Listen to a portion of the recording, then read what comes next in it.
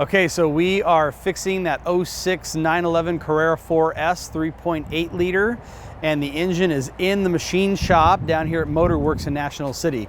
Let's go check it out. So they do all kinds of machine work here. Look at all these engines apart, cylinder heads, Volkswagen cases.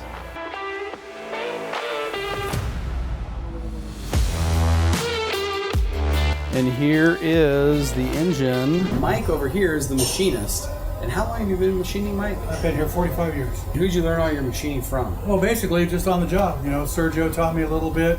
His brother Edward was very helpful and stuff, but just on the job training. So we got Cisco here, and he is the manager of Motorworks. And how long have you been working here for, Cisco? 18 to 20 years so far. Mike's been doing it for 45 years, so I think we picked the right shop to rebuild the engine on this car. And here is the engine taken apart here. Here's our cylinder 6. You've got a pretty good gouge happening right here, and up on the top of the cylinder, it's actually really, really bad. So it definitely does not pass the fingernail test. Lots and lots of gouges. We'll move on to cylinder 5 right here.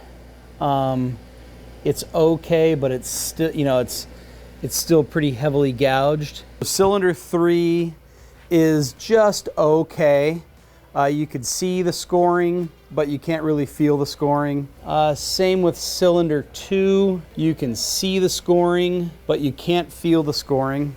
So now we're going to rotate the crankshaft and we're going to inspect cylinder 1 and cylinder 4. Starting over here on our bad side, definitely has an issue there. Cylinder 1 looks the nicest and feels the nicest. They all have a little bit of scoring. Cylinder 1 looks the best. Cylinder 6 is the worst. Then cylinder 5. Then cylinder 4. 3 is just like kind of okay. It wasn't really probably causing any problems. And then same thing with 2 and 1. They were just okay. This engine was using lots of oil. It also had a loud ticking noise. It sounds like a lifter ticking. We'll find this out a little bit later after we have the engine case and the engine block split open. That is most likely the piston slapping inside the cylinder bore. So when you say we're going to take the case apart, we're going to split this line right here? Yeah, basically this comes off. There's like a, well, you can see in here, see this right here? This is the basket that the crank is encased in. Okay. Perfect. So there's like a case inside a case. Exactly. Okay. And then the pistons and everything are attached to the crankshaft. You know, basically, I call this a clamshell.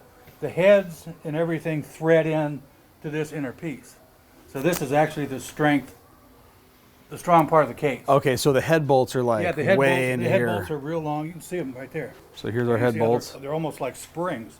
They actually only thread in about a half an inch. Way down there at the bottom. Yeah, that's. And then this thread used for like the stretch? That's actually for the stretching. Yeah. Wow. And they're fairly reusable. I've never had to replace them. Oh wow. You know, I just check the lengths on them. As long as they're all the same length, there's no problem with reusing them. This is basically just kind of like an outer shell that encases the water jackets, has the cylinders in it. Okay, cool. So you're going to get this completely separated. Exactly. The crankshaft's going to be pulled out. At this point now, I'll take it off the stand, separate this, and then there's 6 rods and pistons.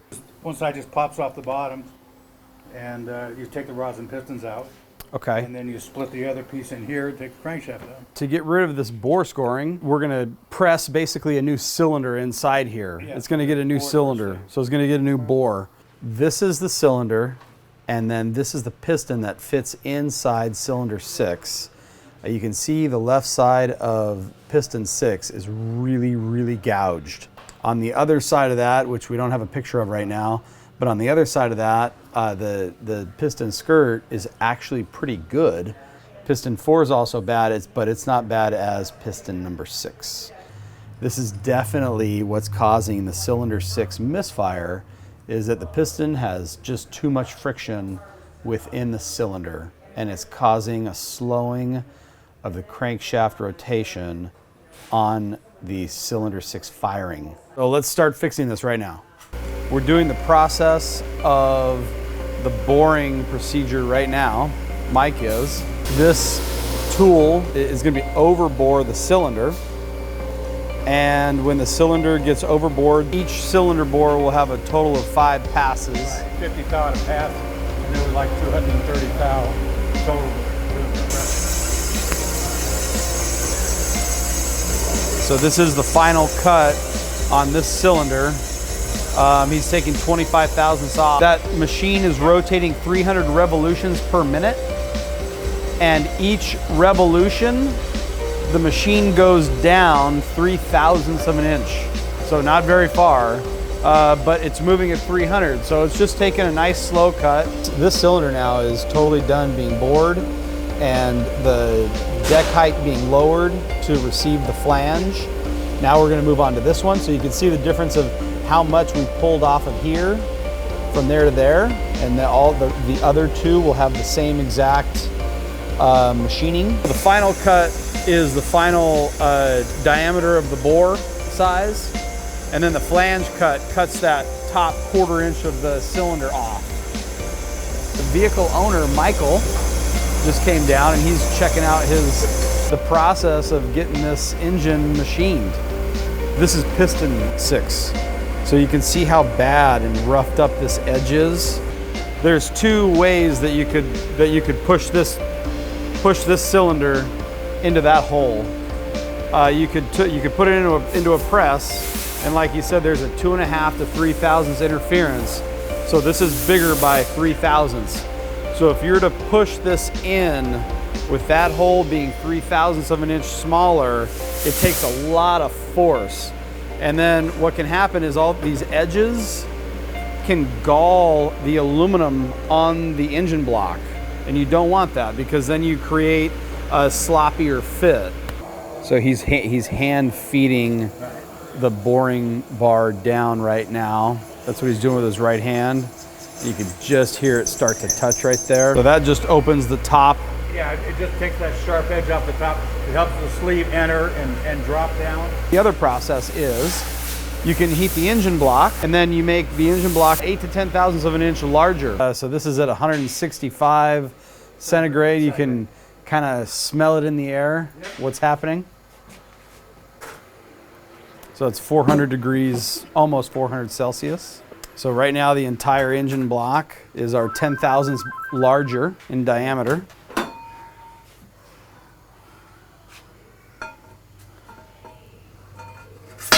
Oh, beautiful. Wow. This goes right in.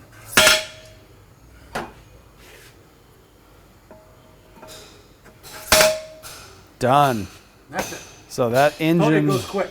That engine is sleeved right now now. It's hot. Yeah, it's you very can hot. feel the heat coming off of this thing, like a little campfire happening. Now the engine is going to cool down. This side of the block is going to cool down.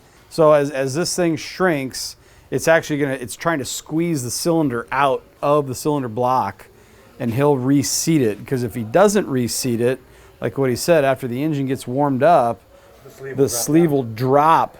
It'll drop away from the head gasket, and you got all kinds of failures. You have loss of compression, you have coolant loss, you have oil loss, you have everything lost. The car runs like crap. Not to mention my pride's hurt. Yeah, Mike's pride's hurt.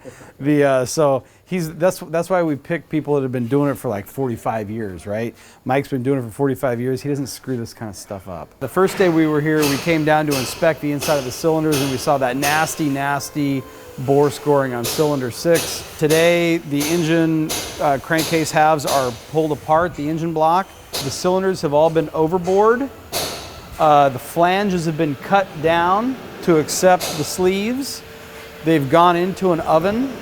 Then, as you saw, Mike just drops the sleeve right in. Now it's cooling off.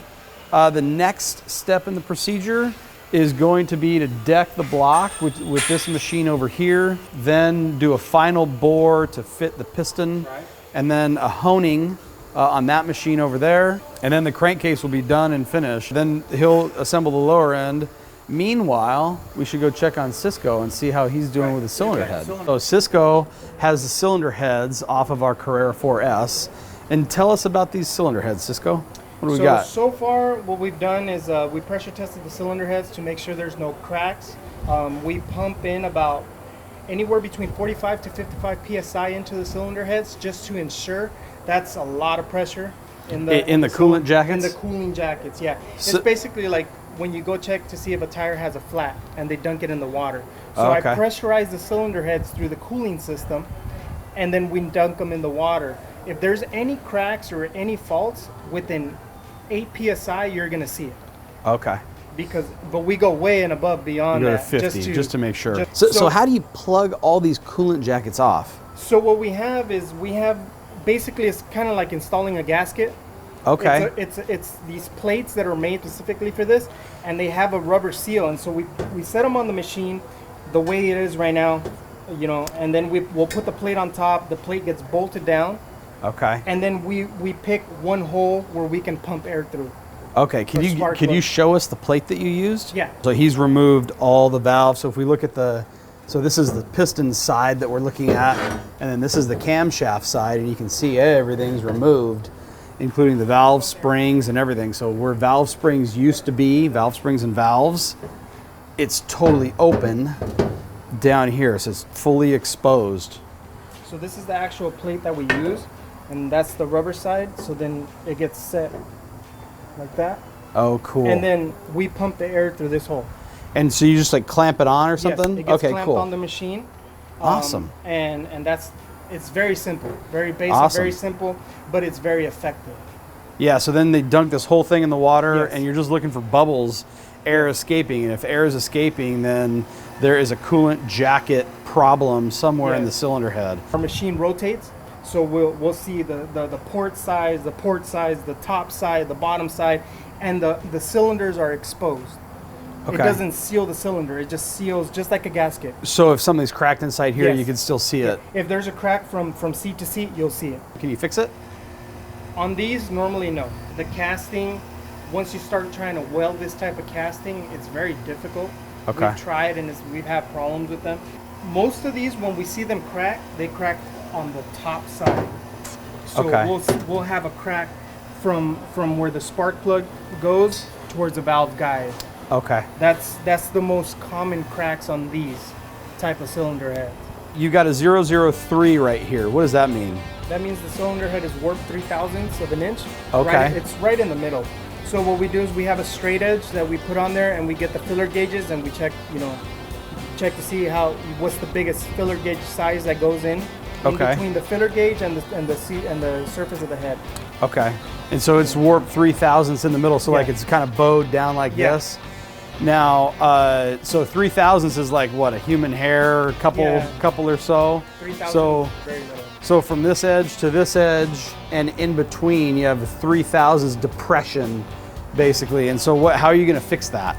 So once we've done all the machine work, and by all the machine work is we've already cleaned it, we've already either replaced the guides if needed, and machined the valve seats. The last thing we do is we resurface the cylinder head.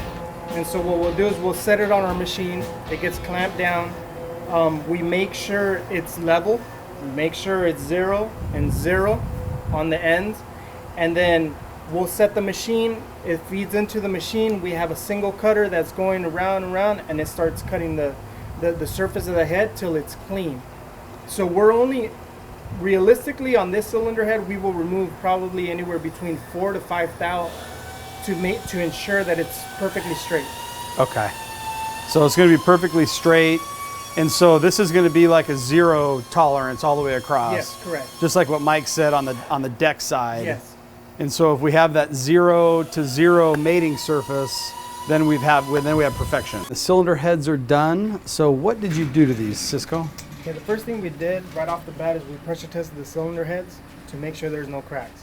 Okay. After that, the heads were completely taken apart. We inspected everything, and we found the exhaust valve guides to be wore out. So we went ahead and replaced those, got brand new ones. We decarbonized the cylinder head completely. We cleaned and we measured and we refaced the intake and exhaust valves. Everything was within specs. After you install the exhaust valve guides, they will tighten up a tad bit. So that's where we have this honing tool that we use. Has a honing stone, basically, a smaller version of the other honing equipment that we have, and we'll give it the proper clearance that it's supposed to have. We have a guide pilot that's already set to the size that it's supposed to be, and that's what we use for our clearance to ensure that it's where it has to be. And then after that, we reface the valve seats. Once that's done, the final machining step is to resurface the cylinder head. And that's why it's nice and smooth Yes. all the way across here. Yes. It's all shiny. Yes, it's to ensure that everything is straight, and once you set it on the new gasket, there's no warpage, there's nothing, it's flat. Once we got all that done, it gets cleaned again. You know, we throw it in our washer.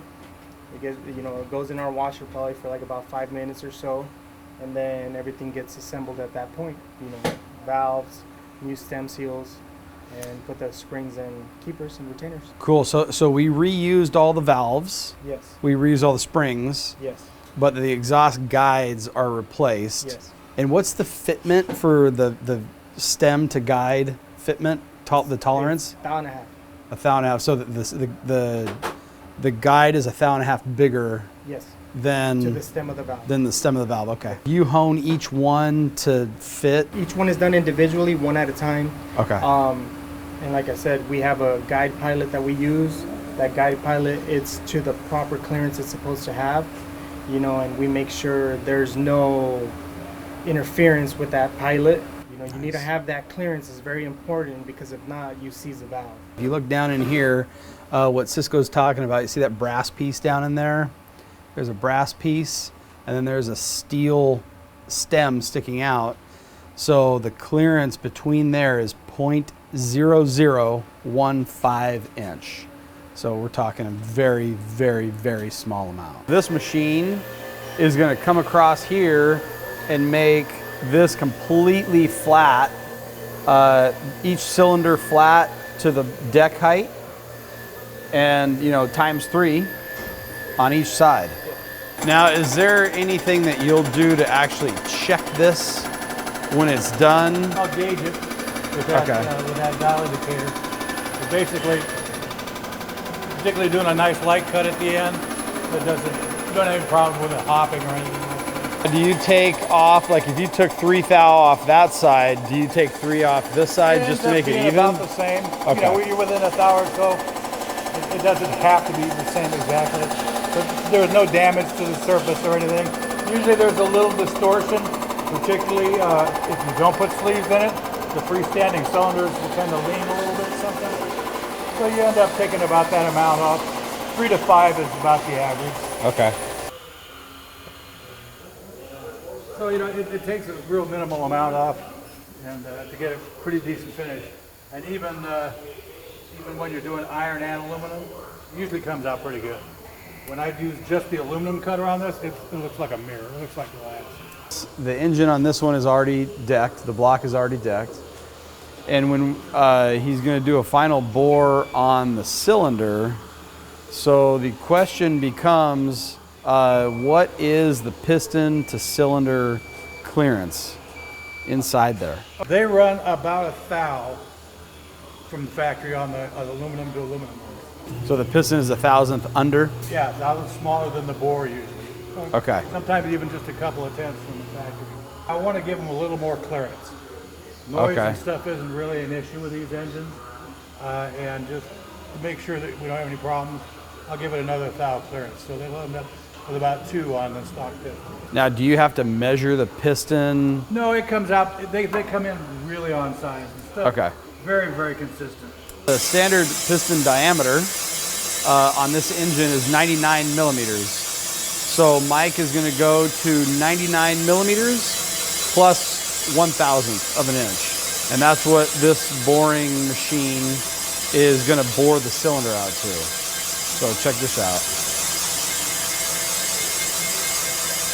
To summarize the boring and honing process, so the boring machine is opening it up to 99 millimeters, and then the hone is going to put the first 220 grit hone is going to put the cross hatches in. Yeah, that's actually going to put the finish on the cylinder. You're going to put the finish on, then you're going to go to 280, and then you're going to go to the 600, the plateauing hone. Okay, and it's basically like, rough, not as rough, smooth, smoothest is how it's going. So the piston can go up and down perfectly in the cylinder.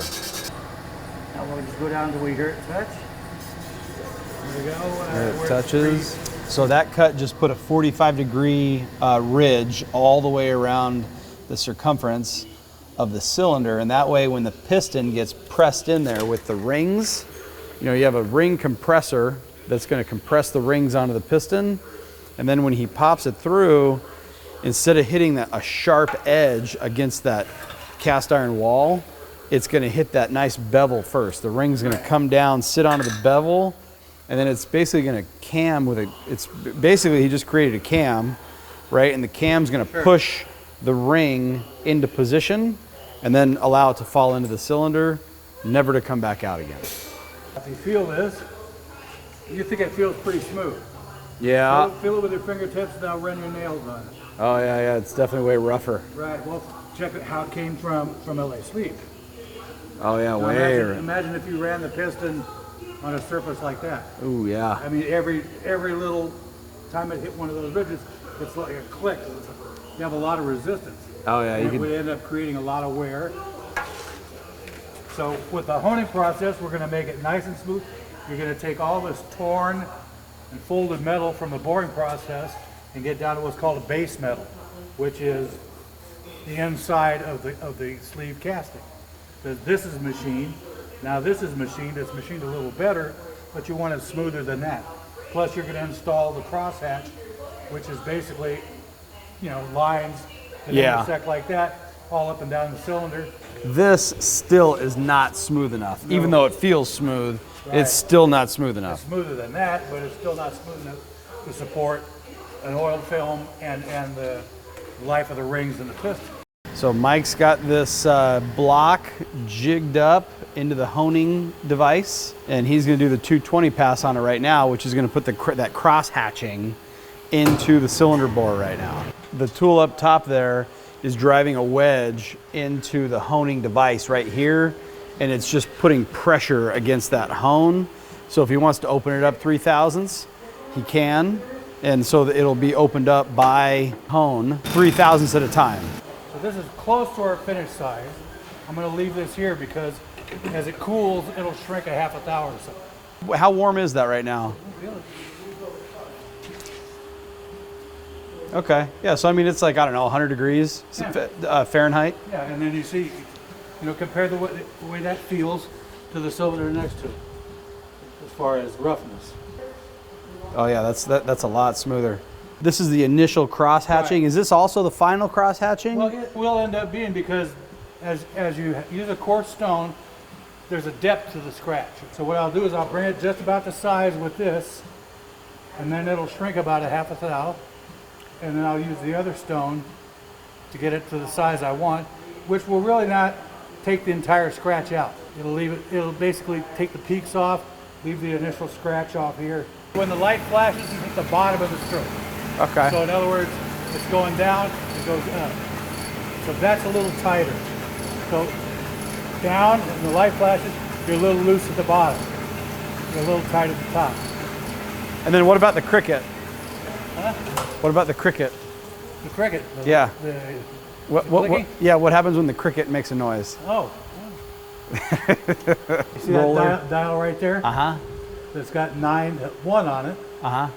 So I got it set at 4. So every time it clicks out, 4 clicks.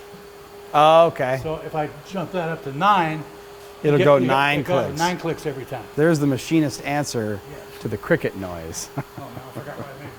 You're gonna just open it up 1 more thousandths? Yeah, and then I'll let it cool for about 15, 20 minutes.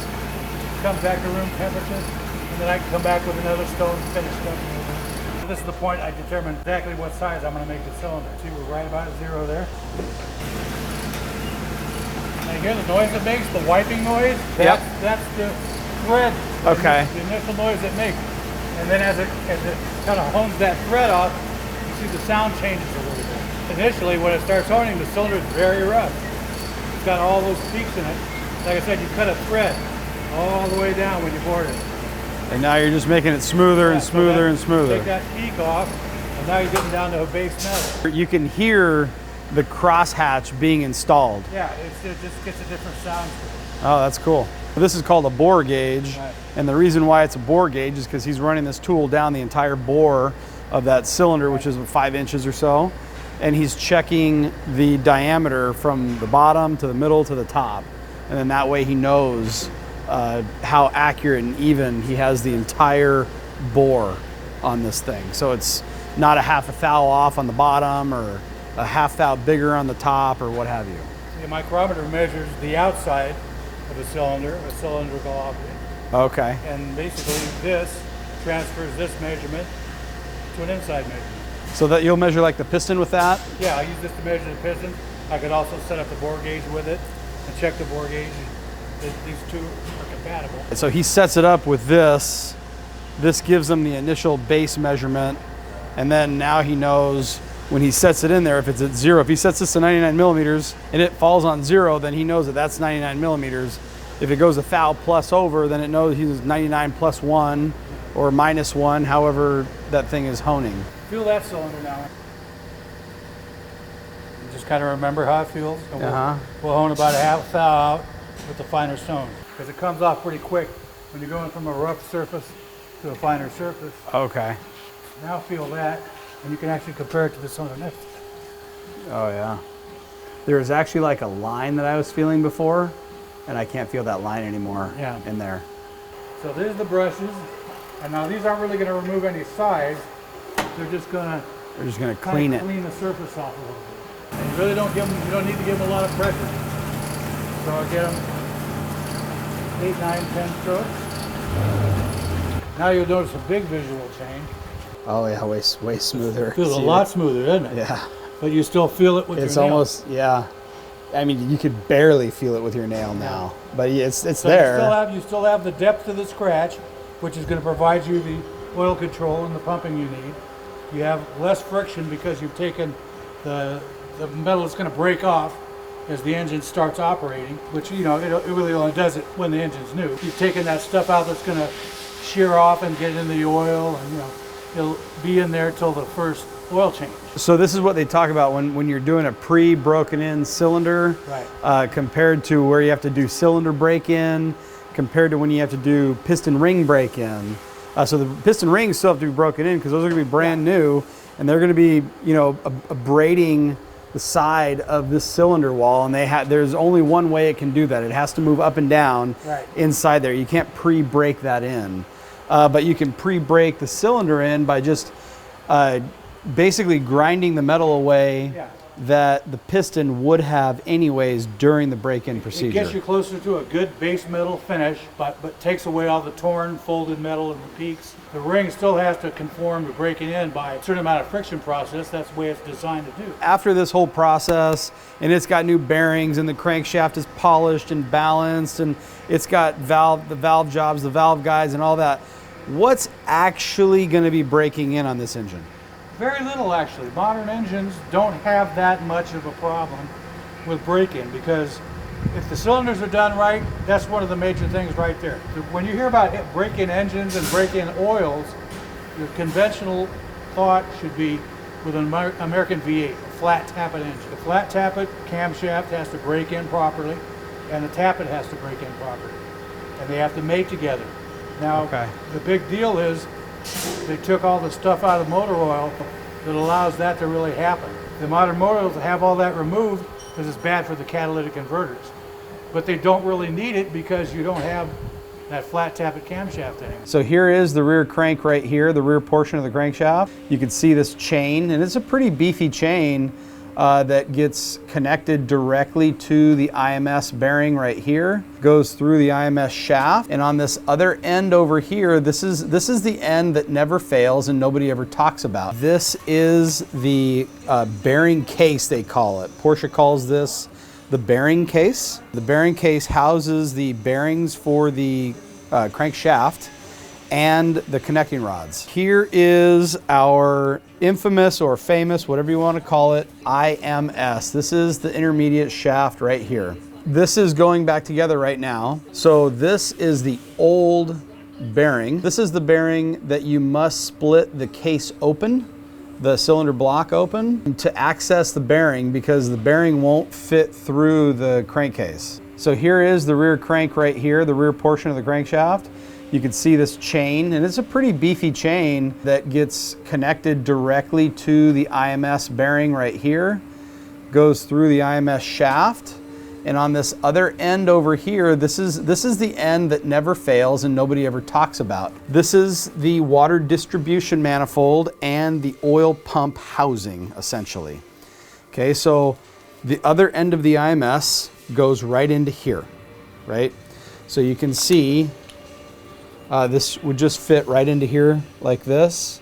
I don't have this thing clocked right at all. This is where the other end of the IMS goes into. There's actually not a bearing in here. It's just a straight piece of aluminum. So if you wanted to, say, change the bearing on the opposite side of the IMS, you would change this entire distribution block. But no need to, because they never go bad. Right, you can see inside there. This would just be called more of a plain bearing. It's oil fed and it looks pretty good inside there. Why did Porsche do this? They have one side of the IMS supported with this style of a bearing. Then you have the other side of the IMS supported with a bearing that looks like this. And this is a roller type bearing. This is a sealed roller type bearing. Lots of discussion on what this bearing actually fits, what it should fit, what it goes to. It's odd that Porsche would have installed this bearing inside an oil bath. So this is the bottom of the, we're looking right now at the bottom of the engine. So right now the engine is turned, if you're looking at it from the rear, it's turned 90 degrees to the left. So counterclockwise. There's oil bathing in here, and there's oil touching this seal. This seal, the reason why there's a seal here is so you don't have to oil bathe it, and so it'll stay lubricated. So why do they do that? Who knows? This is the chain guide that wraps right around here, right? So it would go in this position, right? So there's already a brand new one installed. If you look right here, you can see where the chain has been riding by and just etching that thing out. The chain comes past here and it's beating this guide apart, and that beating is also happening through the bearing.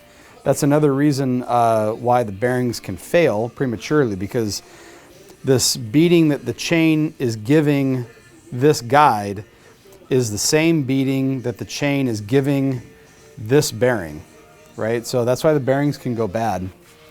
It's the oscillation of the chain hitting. It's like constantly taking a hammer and hammering the bearing. This is our main chain guide tensioner. And you can see the same things happening here. It's just all coming apart. So this is all going to be replaced with brand new stuff. This is an aluminum piece right here with a plastic guide fit over this. To summarize what we've done with this assembly, we've reused the IMS shaft. The shaft is in very good shape. We've replaced the bearing, the guide, and the crankshaft main bearing and the connecting rod bearings. So the connecting rods on this thing go from 25 Newton meters and then 110 degrees of head bolt angle torque. And it's a lot of torque. Takes a couple people to hold this thing down. There's our 25 Newton meter. Nice and easy to get to. Yeah, that's an easy one. That's the easy one. Then the 110 degrees, it's a lot. We are finished torquing down the crankshaft bearing assembly. We will install the crankshaft into the crankcase. So Mike's preparing the cylinders there. What are you just cleaning it real good? Yep. Even though it's been through a washer and everything, there's always residual grit from honing. Oh yeah, nice. They're lint-free, for one thing. Fairly cheap. And they let you know when the cylinder's clean because they stay clean. Now, is there a timing mark on the IMS or no? The shaft is not timed. The way the chains are set up, you're doing it maybe 15 degrees before top dead center on the cylinder that they're timing. You set the chains and everything up. You have the sprocket so there's some room for them to advance. Tension the chain and everything. Then you turn the engine to the timing mark and you lock down all the sprockets. And you can see this is the proper way to lift a crankcase assembly because the thing weighs so much. So this allows for the nice, easy, slow process of lowering this bearing, the crankcase bearing assembly into the cylinder block without having 2 or 3 guys over here to lift the thing and put it in there. You pinch and can kink a chain. You can do all kinds of stuff, right? But this allows also the slow moving process to install the rear main seal and the front crank seal on at the same time. So the front crank seal and the rear main is going in right now. Yeah. That should be facing down here, because there's an offset to this. Oh yes, Once you put it in, you can't turn it. Yeah, okay. Mike's getting everything lined up just perfect.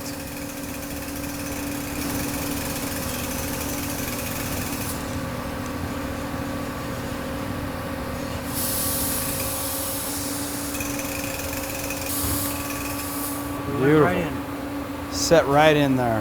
Nice.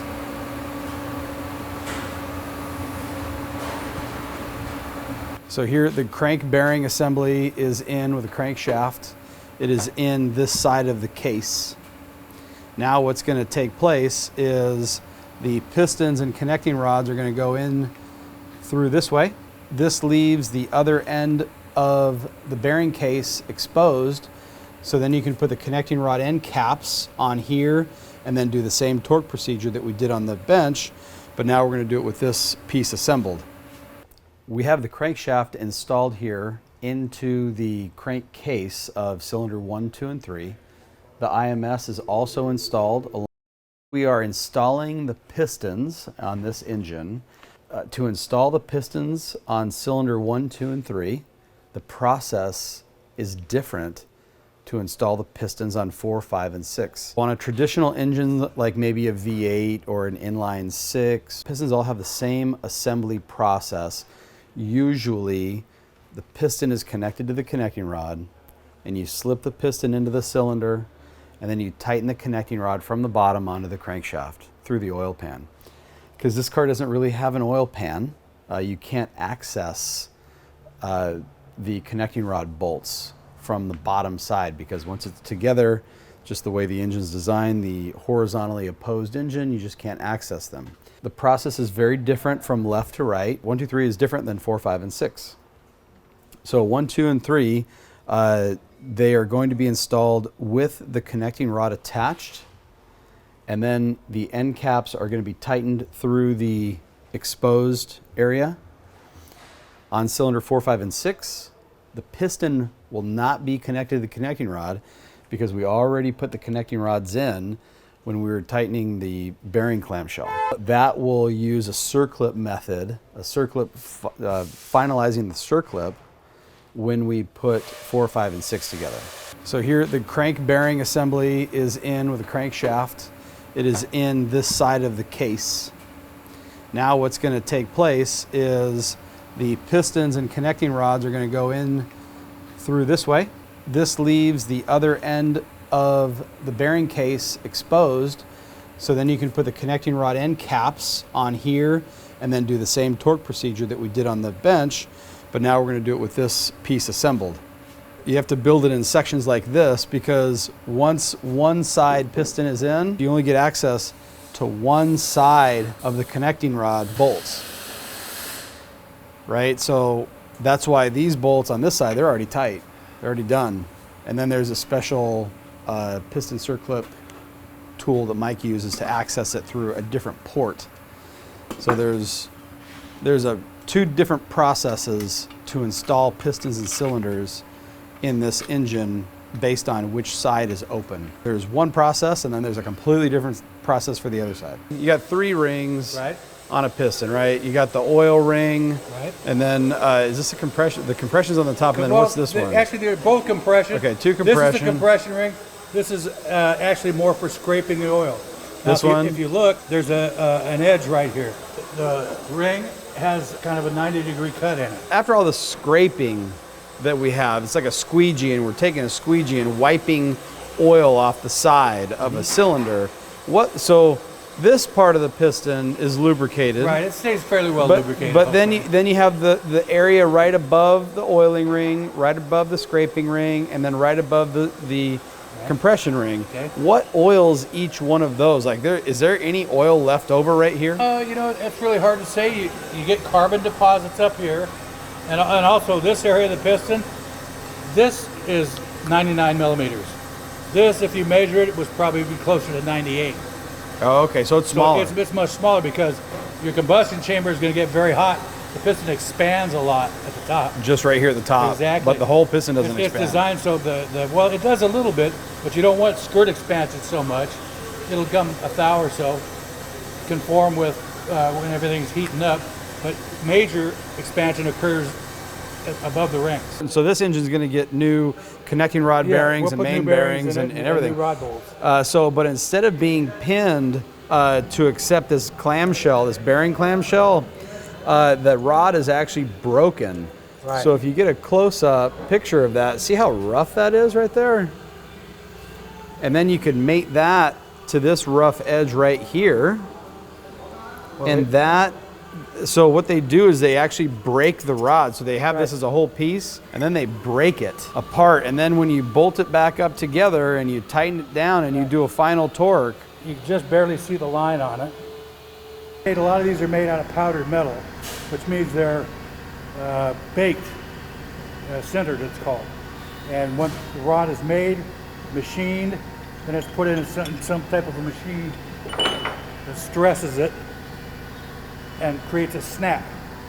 and it snaps the rod in half. Snaps the rod right there at the parting. So now that rod is mated to the cap, because basically it was made that way. It's made that way, and it's the only thing it's ever going to fit. Right, that's the only way it'll ever fit together again. Just those two pieces are made together. Right. The way they used to build engines is they would take these two pieces and make them separate of each other, and then they would machine each surface flush, add a dowel pin to this side, and then when you go bolt it down, Right, so now that the dowel dowel pin locates the cap to the rod. locates this guy like this, and it gets pretty close. Yeah. You actually have to draw them down with the bolts. Okay, you have to draw them down with the bolts. Yeah, these are high performance aftermarket. Okay, these are high. Okay, so it gets pretty close, but it's not as close as doing it the broken rod way. Right. On the high performance side now, the newer high performance stuff, do they come broken or do they still do this? No, they still do that. Okay. All the Carrillos and all that stuff.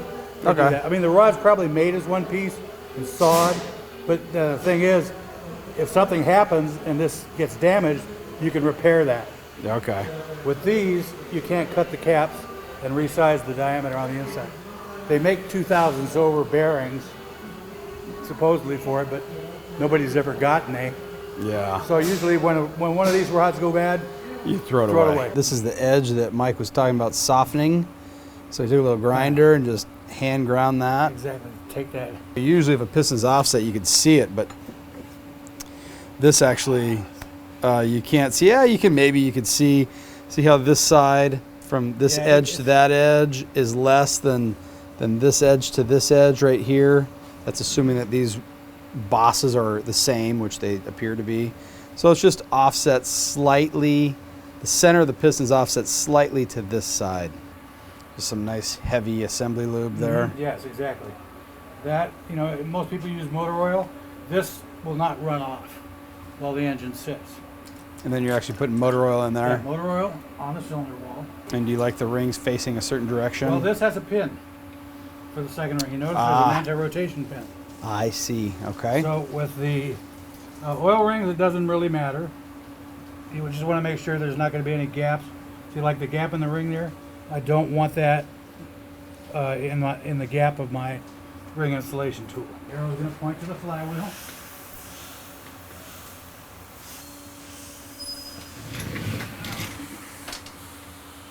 Okay. See how the journal's ready? It's ready over here to accept a torque wrench. When he gets to that point, he's not going to move the engine first. He's just going to pick which one is on the outside over here. And then he only has to move the engine twice for the other two Exactly. cylinders. Have the chains dangling and the rods are hanging out. Kind of difficult. Okay. Beautiful. We are gluing the case halves down now. To note, piston 1, 2, and 3 are installed now, and the connecting rod bolts are torqued. And now we're getting ready to install pistons 4, 5, and 6.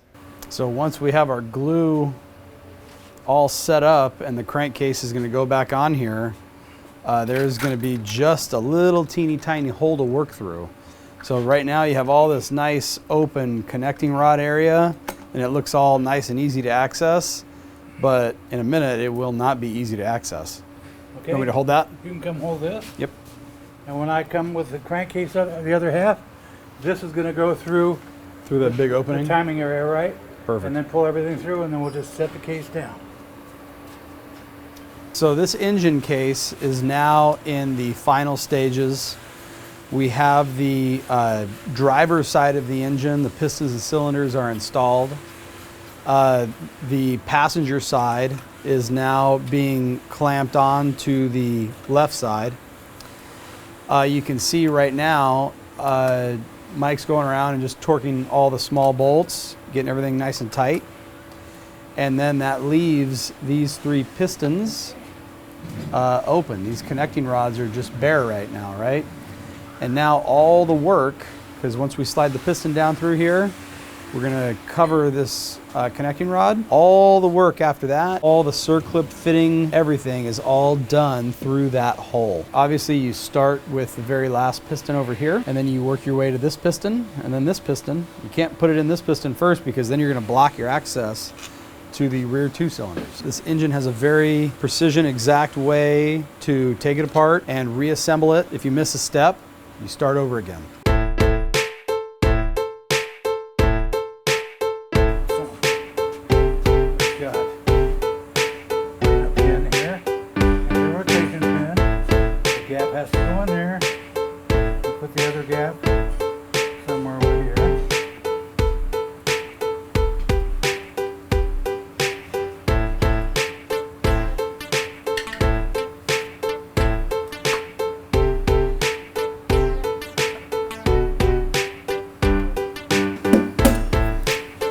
Okay. Beautiful.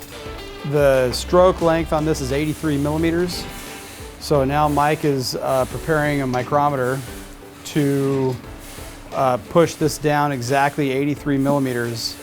And when it's at 83, we know that the piston is perfectly lined up with the connecting rod, so the wrist pin can slide all perfectly through. So it's got to go at exactly 83 millimeters down. And what's holding our crank is that pin on U6 right now. So that's how we know that we're at bottom dead center. So if you don't line up this 83 millimeter marker, what can happen is as you're pushing it down, the rod can go too high, right? Or it can be too low. So say you push it down 85 millimeters. Well, now you have to pull the piston back up, which is difficult. It's not very easy. It's very time consuming. So that's why they have that mark in the crankshaft damper and the lock in the crankshaft damper with all the U5 and U6 and U4 markings. And then you measure 83 and then you align this. Now you're perfectly centered with the bottom dead center of the connecting rod. So too far, you got to pull the piston out. Too high, all you got to do is tap it back down, but you don't know when exactly. And with all this is all precision fit, so you don't want to start tapping on this wrist pin to get this thing to knock into place. You just want it to go fall into place like that. The inside of the tool with a notch coming through that slot right there. Okay.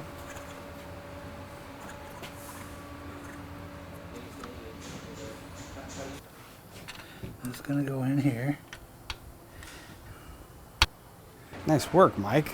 Some tedious stuff right there. So I heard that pop. That's a good indication that the circlip went into its groove. And right here you inspect through cylinder 5 and a mirror, and you can look right in there and that thing is in. We do that to the remaining 2 cylinders and this bottom end is done. The next thing, all you gotta do is put heads on and time it and it's ready. So here is our final product, the 06 Carrera 4S engine assembly. This had bore scoring really bad in cylinder 6, also 5 and 4. All the old cylinders are bored out. They got sleeved. So also it has a new IMS bearing. The IMS gear is pinned. New timing chains, tensioners, guide rails, new rod bearings, new crank bearings, new pistons, new cylinders, everything. All the stuff that moves inside, minus the crankshaft and camshafts, are new. This is the engine. You could kind of see the engine and transmission assembly. It's ready to go in the car right now. This is an automatic C4S. You can see right here, this is a Mercedes-Benz transmission. Mercedes makes the transmission for Porsche on this model. Minus the differential case over here. This is for to drive the rear wheels. Minus that differential case, this is the same transmission that's in most any 2000s model Mercedes, like 05 Mercedes C-Class, E-Class, all those cars, they all took this same transmission. Mercedes then designed a PTO, power takeoff unit. PTO to drive, there's a drive shaft inside here, and then it drives the differential. And then here is our front output for the front drive shaft. So the drive shaft bolts up to here, goes up to the front differential. This engine is fully rebuilt, and we're putting it in right now.